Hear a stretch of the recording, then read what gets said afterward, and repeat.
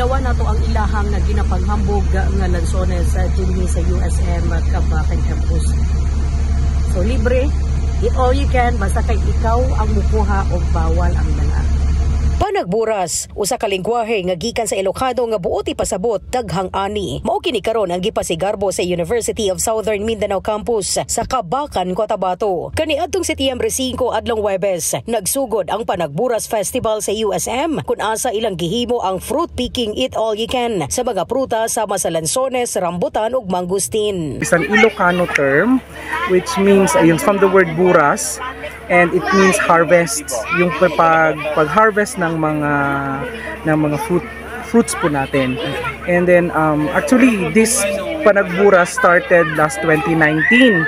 Unfortunately hindi po siya natuloy kasi nga po nagka-pandemic. Ang mga tinun-an gikan sa elementarya, public o private school ang mga nahimong benepisyaryo sa maong festival. Pero yan na mo, dapat ko siya i-share na mo sa nagkataon to na ang nagtanong na sa si Dr. Imlan ka ng mga lansones diya makulo na may dagko kaya nga siya nagtanong niya ang iyang style niya dito panahon na madto ka dito kaong ka lang basta ayong dala. Dako ang kalipay sa mga tinun-an tungod kay dili lamang sa pagkuha og mga prutas ang ilang gihimo kundi aduna say mga hybrid nga kabayo, kanding ug mga rabbit nga nakakuha sa ilang atensyon. Gani gipatisting og sakay sa kabayo ang pipila ka mga estudyante. Ang taon itong Panagburas 2024 po natin ay nahati-hati po tayo ngayong umaga po, ngayong araw po September 5. Bali ito po nakikita nyo ngayon is open for elementary pupils po. And tomorrow will be employees and our students. So whole day rin po tayo bukas. But definitely may mga different orchards pa po tayo dito ng lanzones at saka rambutan. So doon na naman po tayo bukas. And we are planning to open also our other orchards of lanzones po para sa ating mga alumni naman po. Diba ng mga bata, mag-enjoy ang mga bata o kaon. Unsaon pagsaka kahoy, basing kita ba libro na lang eh. So mo to amo ang nakunaan. Matod ni USM Kabakan President Dr. Francisco Hill Garcia, dili kawalan sa universidad ang paghatag og libreng pagkaon sa prutas ngadto sa mga kabatan-unan. Sanglit ila kining gikalipay tungod og aron sa komunidad. Dili mo nakawalan kay kung imong tanaw na ang mga bata nga na mao na among future nga kliyente, di ba? So siguro pag mature nila, malab nila ang agriculture.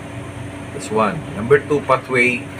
Pag-abot ng panahon, makita nila, huwag po tayo mag-eskwela o hayop, mag-eskwela about sa nasa USM. So sa USM sila mag-eskwela.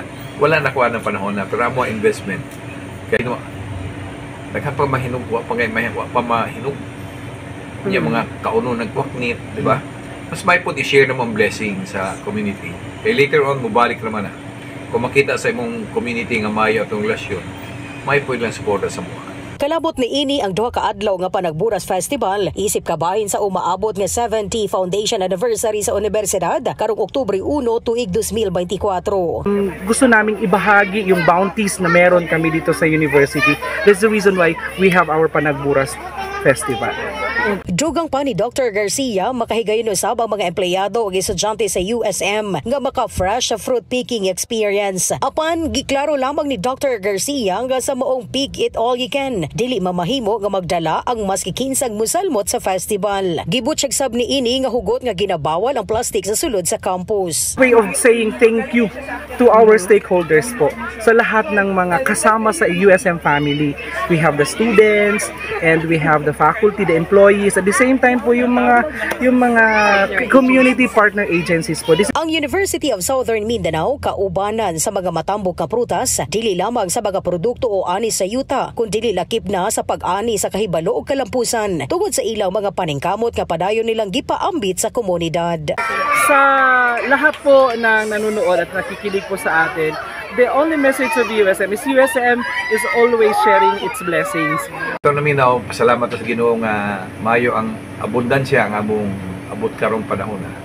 No, kung naay gusto adto diri mag-coordinate lang sa among tao, no, kalimot lang ko sa number niya kay Dr. Lawrence Doliente, no. Nasa Facebook akong ipapost lang. Coordinate lang mo basta na pala naghan ba kayong mga nag-imbita gyud na mo among alumni, among mga retirees. Natagan na mo sila panahon diyan. Dili gyud na mahurot para sa tuwa. Bountiful kayang gihatag sa Ginoo sa mga. Kini nga balita hatod kaninyo sa Gidjog Water og Pico Collagen. Ako si Lizel Anion Banga. Basta balita, Radyo Sincero, Bansa Sincero, Guwapo.